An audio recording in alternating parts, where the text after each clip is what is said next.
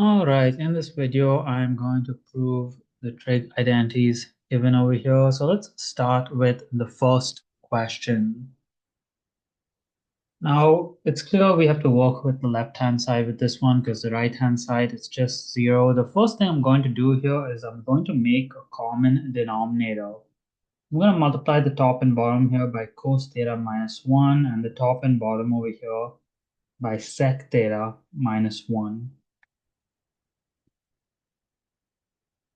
Make sure you include brackets because we're going to have to expand out the brackets with our FOIL method.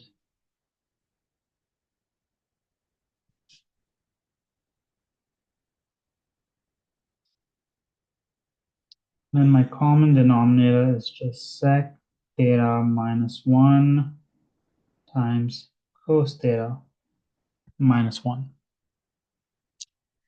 Next, I want to expand out all my brackets. So I'll start by foiling out those two brackets.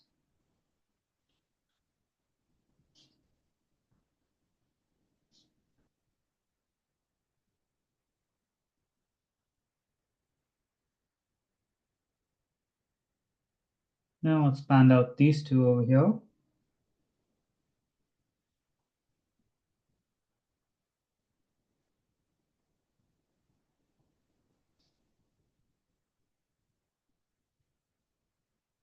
And then finally, I will expand out the bottom.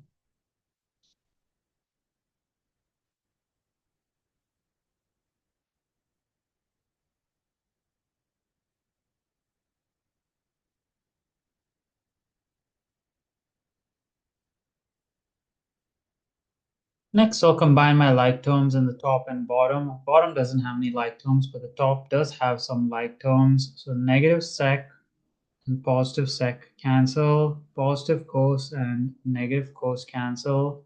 These two are like terms. I can just combine them.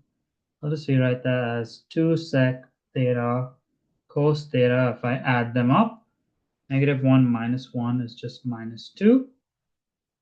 And then the bottom stays the exact same.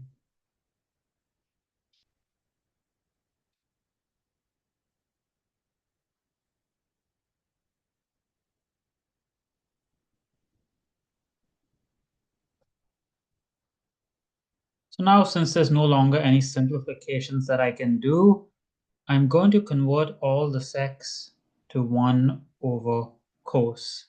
Now, when I do this in the same step, I'm going to get rid of my main fraction and turn it into a divide sign. That way I don't have a fraction divided by a fraction. I'm going to end up with 2 times 1 over cos times cos minus 2. That was my numerator. Then I'll change the fraction into a division, and then this is just 1 over cos times cos minus 1 over cos minus cos plus 1. Next, I will simplify, and I can basically do cos theta and cos theta cancel. So I'm just left with 2 minus 2 over here. And then because 2 minus 2 will be 0, honestly, the other simplifications are not really important, but I'll just do it anyways. Cos and cos cancel, so I'm just left with 1 minus 1 over cos minus cos plus 1. I guess we still have to prove that the bottom will not equal to 0, because if it does equal to 0, you can't do 0 divided by 0. 2 minus 2 is just a 0, so I have 0 divided by, here I can combine 1 and 1 is 2, so 2 minus 1 over cos minus cos, and then 0 divided by anything that's a non-zero value is basically going to be 0, and this equals to the other side. So we've proved this first trig identity over here. Let's go to the second question in this video. Now this question is a bit more difficult because both sides are complicated, and let's say you're only allowed to work on one side. It's pretty hard to choose which side you would work on, but I would personally work on the left side because it has cosecs and cots. That would be most likely easier to turn into this one over here. Generally speaking, I work with the reciprocal ones. So there's nothing I can really simplify here. So the first thing I'm going to do is I'm going to convert all of these into sine and cos, and I'll turn the fraction into a divide sign in the same step. So cosec is 1 over sine. Cot is cos over sine. Then we divide by cosec is 1 over sine. And cot is just cos over sine. The next thing I'm going to do is I'm going to combine the two fractions because they already have a common denominator, so I don't even have to make one. So 1 plus cos theta over sine theta. And then 1 minus cos theta over sine theta. Next thing I'm going to do is I'm going to change the divide into a multiply. And I'll flip the second fraction upside down.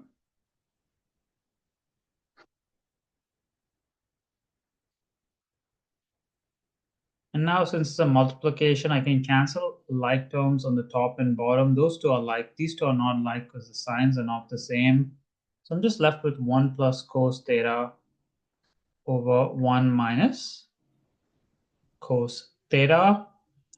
And now this is really simplified compared to this. So if you're allowed to work on both sides, you could just start with this side here and you could basically use the rules and work on the right side. But let's say your teacher only allowed you to work on one side of the equation, which is a bit more challenging.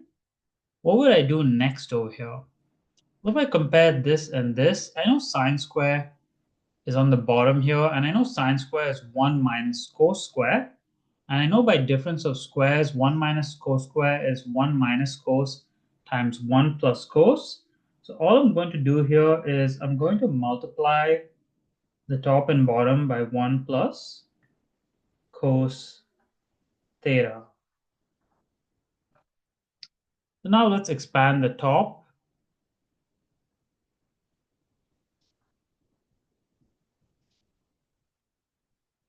And let's expand the bottom.